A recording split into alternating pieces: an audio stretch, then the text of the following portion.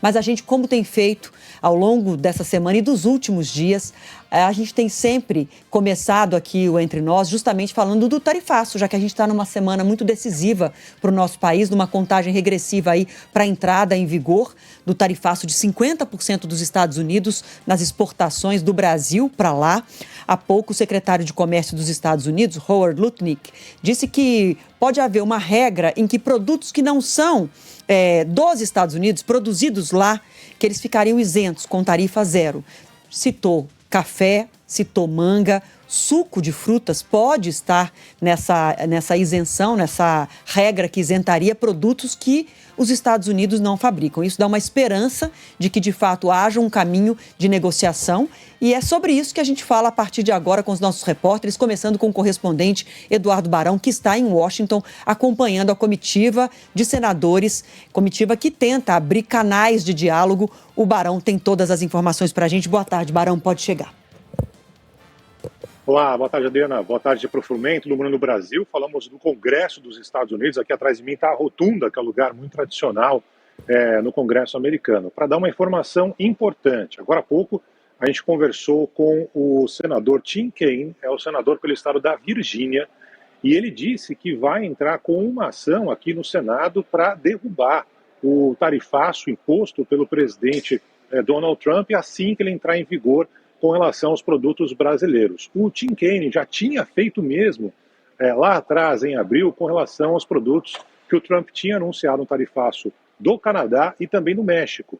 E a proposta, a resolução dele foi aprovada aqui no Senado. Então, na ocasião, a proposta desse mesmo senador acabou passando aqui no Senado, determinando que, naquela ocasião, os produtos não tivessem nenhum aumento. Depois, os Estados Unidos acabaram entrando num acordo tanto com o Canadá quanto com o México. Então a informação, de momento, a informação mais importante de que o senador democrata Tim Kaine, senador pelo estado da Virgínia, vai entrar com uma resolução aqui no Congresso americano imediatamente, segundo ele, Trump determinar a partir de sexta-feira que os produtos brasileiros começarão a ser taxados em 50%. O senador agora está recebendo essa comitiva do Brasil, que está aqui desde o final de semana, para justamente tentar evitar que o Trump tenha em vigor esse tarifaço de 50%. Eles conversaram mais cedo com outros meios possíveis a essa questão e ontem tiveram reunidos com empresários na Câmara de Comércio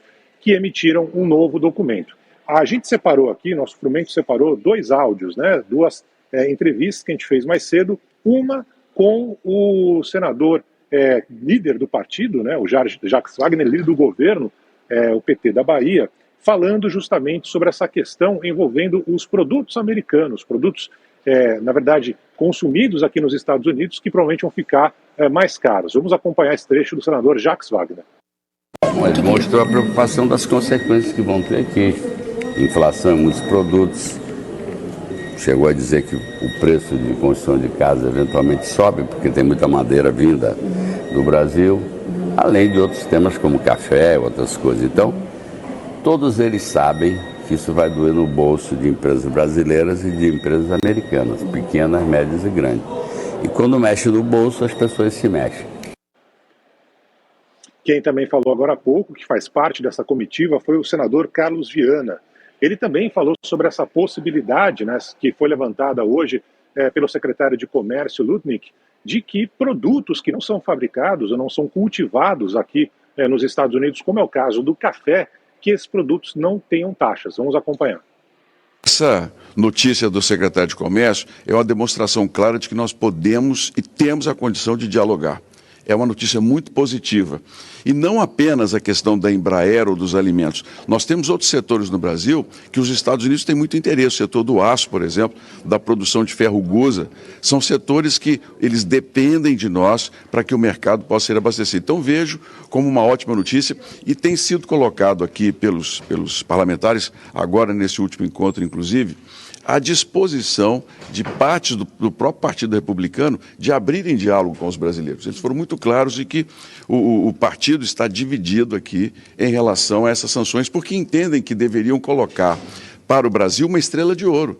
porque o Brasil é um dos 3 países em que os Estados Unidos têm superávit. Eles não entendem, e os republicanos também concordam, como se pode taxar um país onde você tem um superávit de 7 bilhões de dólares. Então, essa notícia é sinal de que nós estamos avançando no que nós pretendemos aqui, reabrir o diálogo para a gente evitar esse tarifaço. O presidente americano Donald Trump retorna hoje da viagem que realizou à Europa. Ele chega no final da tarde na Casa Branca, na ida até a Escócia, nesse final de semana que passou. Ele acabou fechando um contrato, um acordo com a União Europeia. Resta saber se da volta dele até sexta-feira haverá algum tipo de acordo para evitar que o tarifaço entre em vigor. Adriana e Frumento.